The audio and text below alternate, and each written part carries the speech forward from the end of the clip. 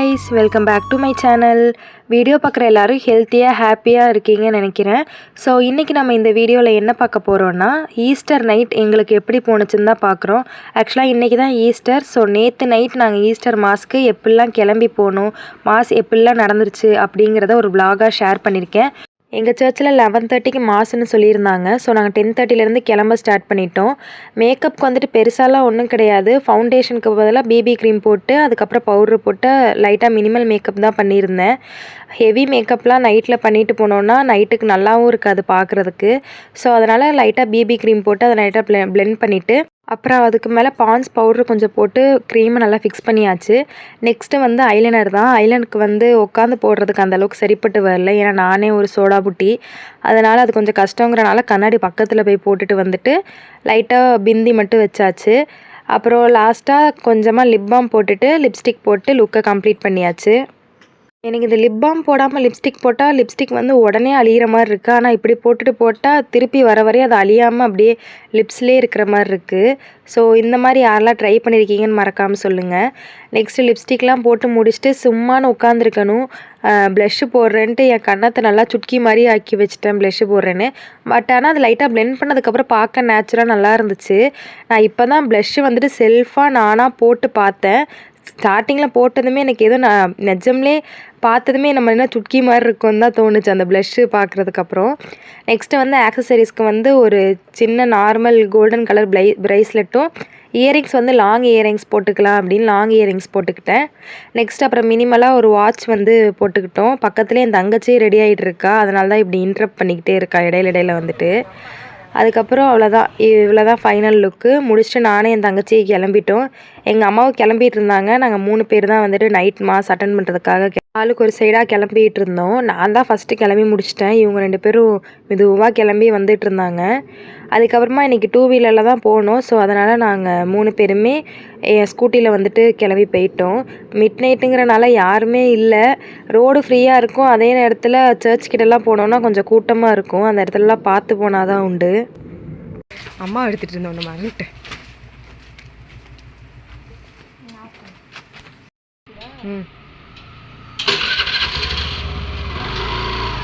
Easter ஒவ்வொரு இடத்துல ஒவ்வொரு மாதிரி செலிப்ரேட் பண்ணுவாங்க. ஆனால் நான் ஒரு வருஷம் கூட வேளாங்கண்ணி போய் ஈஸ்டர் செலிப்ரேஷன் பார்த்தது கிடையாது. பட் ஆனால் எங்கள் சர்ச்சில் நடக்கிற ஈஸ்டர் செலிப்ரேஷனே பெருசாக நடக்கிற மாதிரி இருக்கும். அந்த மாதிரி நான் வந்து எங்கள் ஊரில் வேறு எந்த சர்ச்லேயும் பார்த்தது கிடையாது.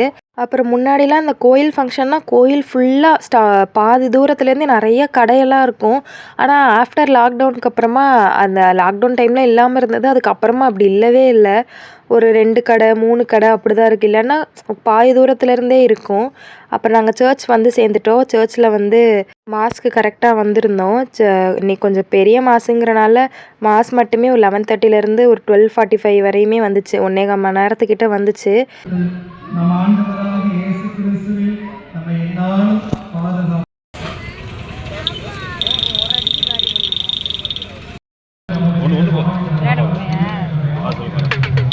ஃபஸ்ட்டு எங்கள் சர்ச்சில் மாஸ் முடிஞ்சணும். அதாவது எங்கள் சர்ச் வந்து இறுதி ஆண்டவர் சர்ச்சு. அங்கே வந்து மாஸ் முடிஞ்சதுக்கப்புறமா ஈஸ்டர் செலிப்ரேஷன் வந்துட்டு வியாகுலமாதா சர்ச்சில் வச்சுருப்பாங்க. அது வந்து எங்கள் சர்ச்சுக்கு ஆப்போசிட்லேயே இருக்கும். எல்லோரும் நாங்கள் வந்து பூசை ஃபுல்லாக முடிகிறதுக்கு முன்னாடி நன்மை வாங்கிட்டு ஆசீர்வாதம் போடுறதுக்கு முன்னாடி அங்கேருந்து கிளம்பிடுவோம் இந்த சர்ச்சுக்கு வர்றதுக்கு. இல்லைனா ரொம்ப கூட்டமாயிரும். அப்புறம் நமக்கு வந்துட்டு அந்த ஈஸ்டர் வந்து சரியாக பார்க்க முடியாதுன்னு நாங்கள் முன்னாடியே கிளம்பிடுவோம்.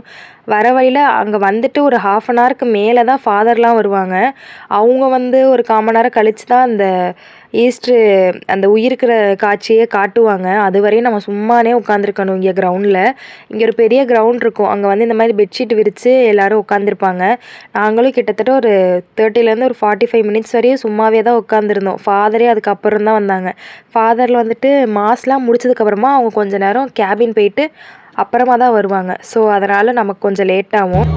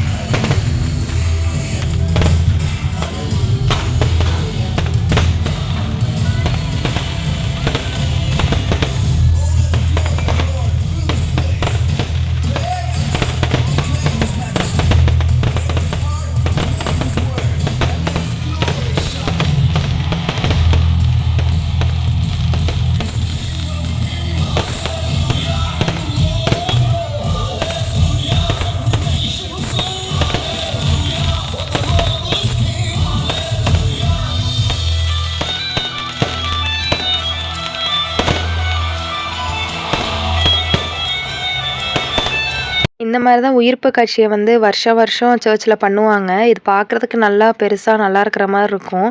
இங்கே இருக்கிற மற்ற சர்ச்சில் வந்து இந்தளவுக்கு பெருசாக பண்ண மாட்டாங்க. ஏன்னா இதுதான் பங்கு சர்ச்சுங்கிறனால இங்கே கொஞ்சம் நல்லா பெரிய இடத்துல வச்சு பண்ணியிருப்பாங்க. நிறையா பட்டாசுலாம் வெடித்து அதெல்லாம் பார்க்குறதுக்கு ஒரு மாதிரி நல்லாயிருக்கும்.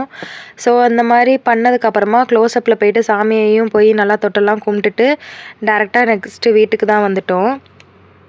வீட்டுக்கு வந்ததும் சரியான டயர்டாக இருக்கும். போகிறப்ப ஜாலியாக கிளம்பி போனேன். ஆனால் அந்த உயிர்ப்பு பார்க்குற வரையும் நல்லா தான் இருப்பேன். அது பார்த்து முடிச்சுட்டு வண்டியை எடுத்ததும் அவ்வளோதான், பேட்ரி ஃபுல்லாக டவுன் ஆன மாதிரி இருக்கும் எனக்கு. அதனால் எப்படா வந்து படுப்போம் அப்படின்ட்டு தான் இருக்கும். பட் இருந்தாலும் நான் அப்படியே வந்து படுத்துட்டேன்னா காலைல என் மூஞ்சை பார்த்து நானே பயந்துடுவேன். என் கண்ணில் இருக்க மையை அழிக்காமல் நான் படுத்தேன்னா கன்ஃபார்ம் நானே பயந்து அழறணும். அதனால் நைட்டே வந்துட்டு முடிஞ்ச வரை எல்லாத்தையும் கலைச்சிட்டு எப்படி போனோமோ அதை அப்படியே ஃபுல்லாக கலைச்சிட்டு ஸ்கின் கேர்லாம் பண்ணிட்டு படுத்தா நமக்கும் நல்லது, நம்ம ஸ்கின்னுக்கும் நல்லது. ஸோ அதனால் எப்படியெல்லாம் கிளம்புனோமோ அது எல்லாத்தையுமே இப்போ கழட்டி வச்சுட்டு இருக்கேன். அதுக்கப்புறமா வந்து டேரெக்டாக ஃபேஸ் வாஷ் பண்ணோன்னா எனக்கு அந்த காஜல் ஐலைனர்லாம் போகாது. கொஞ்சம் நான் ஹெவியாக வேற போட்டிருக்கனால கண்ணில். ஸோ அதனால் லைட்டாக தேங்காய் எண்ணெயை வச்சு இந்த மாதிரி கண்ணில் வாயிலெல்லாம் போட்டு நல்லா ஒரு ரப் பண்ணிட்டோன்னா எல்லாமே வந்துட்டு அழிஞ்சு வந்துடும். நான் யூஸ்வலாக வந்து கண்ணுக்கு மட்டும் வாட்டர் ப்ரூஃப் வாங்கவே மாட்டேன். ஏன்னா எனக்கு நார்மலாக எந்த காஜல் போட்டாலும் சரி, லைனர் போட்டாலும் சரி, அது அழியாது, ஸ்மஜ் ஆகாது.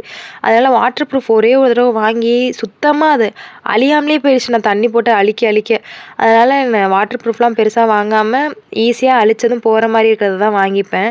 ஸோ அந்த மாதிரிலாம் பண்ணோன்னா இந்த மாதிரி தேங்காய் எண்ணெய் போட்டு துடைச்சதும் ஒரு நல்ல ஒரு 5 மினிட்ஸ் மசாஜ் பண்ணதும் மூஞ்சில் இருக்க மொத்த மேக்கப்பும் வந்துடும். நெக்ஸ்ட்டு அதுக்கப்புறம் போய் ஃபேஸ் வாஷ் பண்ணிவிட்டு யூஸ்வலாக இப்போ கொஞ்ச நாளாக அந்த நைட் கேர் வந்து நான் ஃபாலோ பண்ணிகிட்ருக்கேன். அதை வந்து பண்ணிவிட்டு படுத்துருவோம். சோம்பேறித்தனமாக விட்டுட்டோன்னா அப்புறம் அந்த கன்சிஸ்டன்சி விட்ட மாதிரி இருக்கும்னு அதையும் பண்ணிவிட்டு படுத்தாச்சு. ரொம்ப பேசிக்காக தான் ஒரு சீரம், ஒரு மாய்ஸ்சரைசர், அப்புறம் ஒரு லிப் பாம், இது 3த்தையும் போட்டுட்டு நல்லா இந்த மாதிரி ஒன்று போட்டதுக்கப்புறம் நல்லா மசாஜ் பண்ணணும். சீரம் போட்டு சீரம் ஒரு அப்சர்வ் ஆகிறதுக்கு வந்து ஒரு 1 to 2 மினிட் ஆகும். ஸோ அதனால் அதுக்குள்ளார தலையில் இருக்கிற சிக்கெல்லாம் எடுத்துகிட்டு நம்ம பின்னிட்டோன்னா அதுக்குள்ளார சீரமும் நல்லா அப்சர்வ் ஆயிரும். அதுக்கப்புறம் நம்ம மாய்ஸ்சரைசர் போட கரெக்டாக இருக்கும். ஸோ அதனால் ஃபஸ்ட்டு நான் வந்து தலையில் இருக்க சிக்கெல்லாம் மொத்தமாக எடுக்கணும். ஏன்னா எனக்கு வேவி டு கேர்லி ஹேர். கொஞ்ச நேரம் விழிச்சு போட்டாலும் பிரச்சனை, ரொம்ப நேரம் இந்த மாதிரி ஏதாவது ஹெவி ஒர்க் வச்சு பின்னி போட்டிருந்தாலும் பிரச்சனை. இன்றைக்கி நான் ஏதோ புதுசாக ஒரு ஹேர் ஸ்டைல் வேறு ட்ரை பண்ணுறேன்ட்டு போயிருந்தேன். பட் நல்லா இருந்துச்சு. அது சிக்கு எடுக்கிறதுக்கு தான் கொஞ்சம் கஷ்டமாயிருச்சு. அதுக்கப்புறம் இந்த மாதிரிலாம் பின்னிட்டு லாஸ்ட்டாக ஸ்க்ரன்ச்சி போட்டோன்னா இன்னும் நல்லது. இப்போ வந்து நைட்டில் என் ஸ்க்ரன்ச்சி எங்கே கிடக்குன்னு தெரியாதனால ரப்பர் மேட்டே போட்டுக்கிட்டேன். நெக்ஸ்ட்டு வந்துட்டு மாய்ஸ்சரைசர். எனக்கு மாய்ஸ்சரைசர் போடுறது ரொம்ப பிடிக்கும். அதனால் இருக்கிற மொத்தத்தையும் எடுத்து அப்பிப்பேன். இந்த மாதிரி நிறையா போட்டு அது ஒரு 2 to 5 மினிட்ஸ் நல்லா மசாஜ் பண்ணோன்னா எனக்கு ஒரு மாதிரி ரிலாக்ஸ்டிங்காக இருக்கிற மாதிரி இருக்கும். அதை பண்ணி முடிச்சதுக்கப்புறமா லிப்ஸுக்கு லைட்டாக லிப் பாம் இது எல்லாத்தையும் போட்டுட்டு அதை தூங்கினோன்னா எனக்கு ஏதோ ரிலாக்ஸ்டாக இருக்கிற மாதிரி இருக்குது. கொஞ்ச நாள் தான் ஃபாலோ பண்ணேன். பட் எனக்கு இந்த ரொட்டீன் வந்து ரொம்ப பிடிச்சிருக்கு. அதனால நைட்டில் வந்துட்டு ஃபாலோ பண்ணிட்டு தூங்குறேன். அவ்வளோதான். That's all for the video today. நம்ம வீடியோவோட எண்டுக்கும் வந்துட்டோம். இந்த மாதிரி தான் எங்களுக்கு ஈஸ்டர் நைட்டு போச்சு. உங்களுக்கு எப்படி போச்சுன்னு மறக்காமல் கமெண்ட் பண்ணுங்கள். See you soon in next video. Bye.